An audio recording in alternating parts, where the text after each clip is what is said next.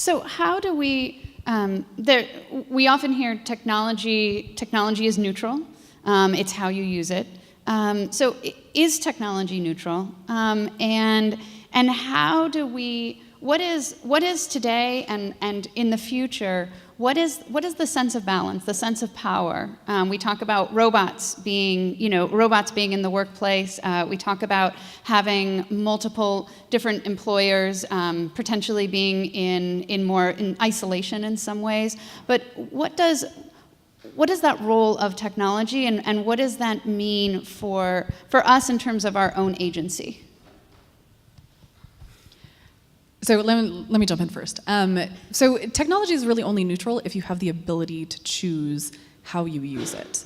And there's been a trend towards technology as a black box, and you have no rights to sort of tinker with it. You have no rights to be in the guts. You have no rights about how you choose to interact with it, because whoever is offering you this potentially free service can change their terms and conditions at any point in time, and you, just by using it, are assumed to have informed consent, which may not be entirely informed at all.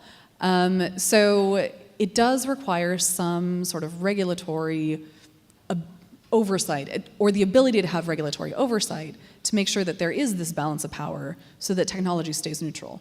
Otherwise, we're giving our lives over to the people who control the technology. And if the people who control the technology also have the money, and they're also the ones who sort of are saying, no, don't tax us, then you're kind of in a conundrum. There was an article, I think it was by Kate Crawford of MIT, which was called Artificial Intelligence's White Guy Problem.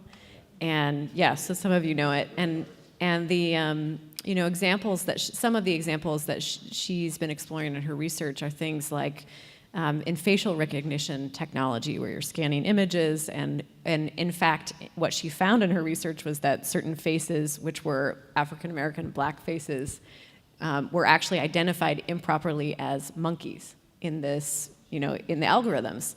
So I think we're in this moment, historically, in terms of the evolution of technology, where we're designing algorithms. The technologists aren't really talking to ethicists or diverse communities of all different kinds.